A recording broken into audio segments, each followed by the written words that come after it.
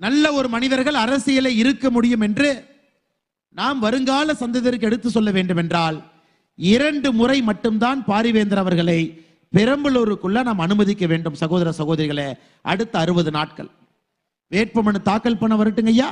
வெற்றி பெற்ற பிறகு அந்த சர்டிபிகேட்டை வாங்கறதுக்கு வரணும். இடைப்பட்ட காலத்தில் 5 ஆண்டுகளாக உங்களுக்காக உழைத்த பாரிவேந்தருக்கு அடுத்த 40 நாட்கள் நீங்கள் உழைக்க வேண்டும் என்று சொல்வதற்காக இந்த மாநாடு நடந்து கொண்டிருக்கிறது. இது நான் முதல்ல நினைக்கிறேங்க ஐயா. இரண்டாவது, இந்திய ஜனநாயக கட்சி. இந்த கட்சி ஆரம்பித்த நோக்கமே வித்தியாசமான நோக்கம். 2010 இந்த கட்சியினுடைய ஆரம்ப கோட்பாடுகளை படிக்கணுங்க ஐயா. ரொம்ப சிறந்த கோட்பாடு.